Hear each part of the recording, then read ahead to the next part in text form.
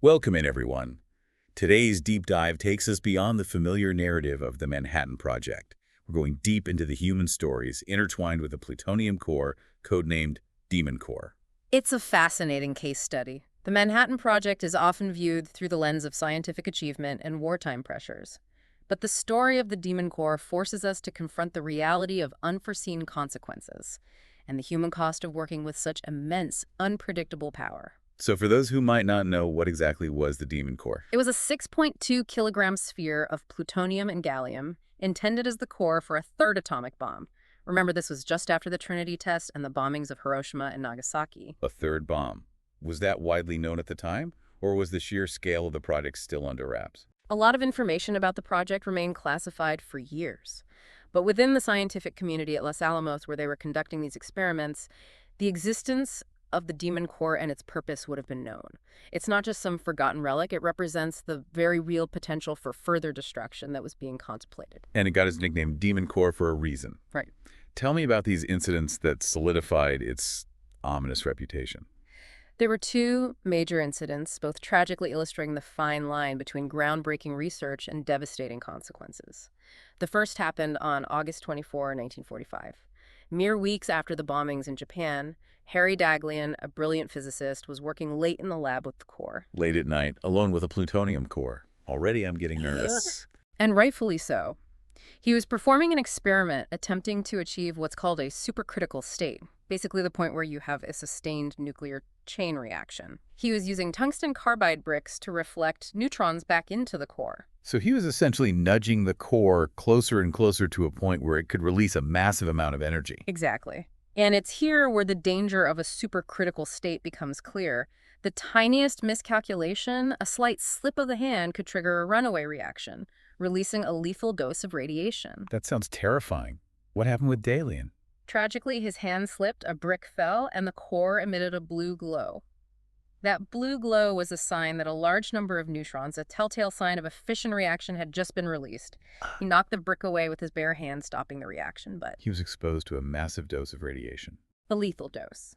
He died 25 days later from radiation poisoning. And tragically, it wasn't just Daghlian. A security guard stationed outside the lab, completely unaware of what had transpired, also received a fatal dose and later died of leukemia. This brings us to another point. The Demon Core's reach wasn't limited to the scientists working with it directly. Its creation had consequences that rippled outward. That's a chilling thought. You mentioned there was a second incident. Was it similar to Daghlian's? Similar, yes, but with its own tragic details. This time it involved Louis Slotin, another brilliant physicist, but known for his risk-taking behavior. Imagine a former amateur boxer, a fighter pilot tester. So not exactly the better safe than sorry type.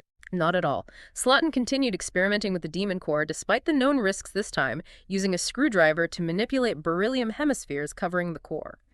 He was essentially using this screwdriver to control the flow of neutrons by hand. A screwdriver? That sounds even more precarious than using bricks. Why would he do that? There's some debate about that even today. Some argue he was overconfident, others that he was pushing the boundaries of knowledge. What we do know is that on May 21st, 1946, the screwdriver slipped. The hemispheres closed, bathing the room in that eerie blue light again. Oh no, not again. What did Slotin do? In a split second, with full knowledge of what he was facing, he used his bare hand to separate the hemispheres, stopping the reaction. A true act of self-sacrifice, but a decision born from a terrible miscalculation. And just like that, history repeated itself. In a way, yes. Slotin, knowing he'd received a fatal dose, calmly directed the other scientists to mark their positions to help gauge their exposure. He died 9 days later, fully aware of his impending death. It's a chilling example of how even the brightest minds can misjudge the sheer, unpredictable power of the atom. And it's a stark illustration of how the creation of something like the Demon Core could have consequences far beyond what anyone could anticipate or control. It's as if the Demon Core itself exacted a terrible price, wouldn't you say? It's a chilling thought, isn't it? It's easy to think of the Demon Core as this inanimate object, but its creation set in motion a chain of events with very real, very human consequences. And in some cases, those consequences extended far beyond the walls of Los Alamos. Take, for instance, the story of Tsutomu Yamaguchi. Okay, this is where it gets really interesting. I know the name, Right. wasn't he? He was the man who survived both atomic bombings. Exactly. Yamaguchi found himself at the epicenter of not one, but two atomic bombings, Hiroshima and Nagasaki. It's a story that highlights the indiscriminate nature of these weapons and the resilience of the human spirit. To witness the destructive power of the Demon Core firsthand in the lab is one thing, but to experience an atomic bombing firsthand, that's unfathomable.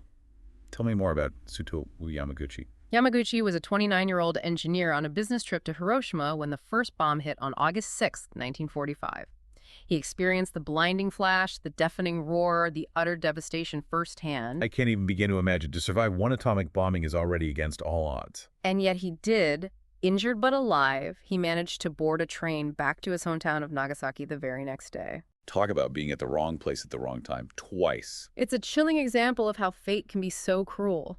3 days later, back in Nagasaki, he was recounting his horrifying experience in Hiroshima to his skeptical boss. I bet. Imagine trying to explain the unexplainable, a force beyond comprehension. Exactly. And as if to punctuate the unimaginable, right at that moment, the second bomb detonated over Nagasaki, Yamaguchi found himself caught in the inferno once again. 2 atomic bombings in just 3 days. That's unbelievable. Did he survive the second one as well? He did. Despite suffering severe burns and radiation sickness from both blasts, Yamaguchi made a full recovery. He even went on to live a long life, passing away in 2010 at the age of 93. 93. To endure something so horrific and still live such a long life, it speaks volumes about his resilience. It does. And it challenges us to think about the broader impact of the Demon Core's legacy. Here we have scientists like Daglian and Slotin pushing the boundaries of knowledge, paying the ultimate price. And on the other side of the world, we have Yamaguchi caught in the crosshairs of their research, carrying the physical and psychological scars, yet surviving. Both storylines are connected to the Demon Core, yet they offer drastically different perspectives. One focused on the pursuit of scientific understanding, the other on the human cost of that pursuit. It's a lot to unpack. It is, and we can't forget that the Demon Core itself continued to have its own story. Despite those 2 fatal accidents, it was eventually slated for yet another test this time as part of Operation Crossroads at Bikini Atoll. Bikini Atoll. Yeah. Those were the massive nuclear tests the U.S. conducted after the war, right? Exactly. A whole series of tests meant to study the effects of nuclear weapons on ships. And the Demon Core, after claiming 2 lives at Los Alamos, was packed up and shipped off to be part of this new chapter in the nuclear age. It's almost as if its story became inseparable from the broader story of humanity's fraught relationship with atomic power. It's fascinating and unsettling the way these events seem to intertwine. What ultimately happened to the Demon Core at Bikini Atoll? Was it detonated as planned? Well, the details surrounding the Demon Core's fate at Bikini Atoll are still shrouded in secrecy. The official records remain classified. Really? Classified even after all these years? What are they hiding? It's hard to say for sure. What we do know is that the Demon Core was eventually melted down its plutonium, likely folded into other cores' other projects. So even in its demise, it remains the symbol of both scientific progress and the lingering mysteries surrounding those early days of the nuclear age. It's almost as if the Demon Core's story, like the radiation it emitted, had a half-life continuing to impact the world even after it was gone. A chilling thought, but an apt one. And then there's Yamaguchi, living proof of that lasting impact. He didn't just survive those bombings, he used his experience to advocate against nuclear proliferation, becoming a vocal proponent for disarmament. That's incredible.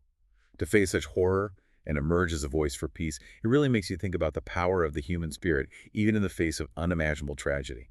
But let's get back to the scientists for a moment. What happened at Los Alamos after those 2 fatal accidents? Did those events change how they approached their work? Yeah. The safety protocols, anything like that? You've hit upon a crucial point. The deaths of Daglian and Slotin were a wake-up call for the scientific community.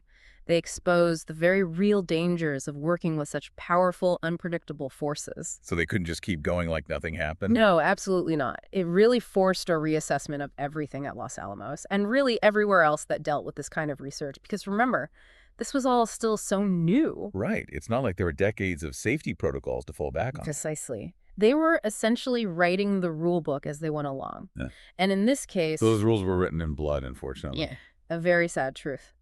But after Daglian and Slotin, things did change. There was a real push for stricter safety regulations.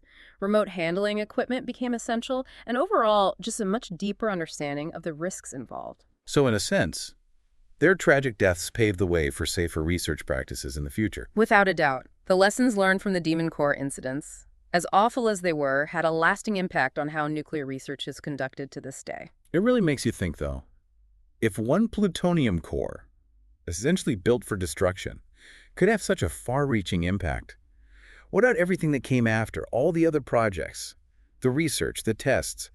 What other unforeseen consequences are we still dealing with all these years later? It's the question, isn't it? And it's not just limited to the world of nuclear physics. Anytime we push the boundaries of science and technology, there's a ripple effect. And those ripples, as we've seen with the Demon Core, can be devastating. Absolutely. And that takes us back to something we talked about before, the human cost. The scientists who lost their lives, the survivors like Yamaguchi who carried the burden, and countless others who were impacted directly or indirectly. It's so easy to get caught up in the scientific achievements. But we can't forget about the human stories at the heart of it all. Exactly. We have a responsibility to learn from the past, to understand the potential consequences of our actions, and to strive for progress without repeating those same mistakes. It's a sobering thought, but an important one as we continue to grapple with the legacy of the nuclear age. It is, and it's a conversation that needs to keep happening. Well said. That's our deep dive into the Demon Core, a story of scientific ambition, unforeseen consequences, and the enduring power of the human spirit. A story that I think we can all learn from. Indeed. Thanks for joining us today. Until next time, keep asking questions, keep learning, and as always, keep diving deep.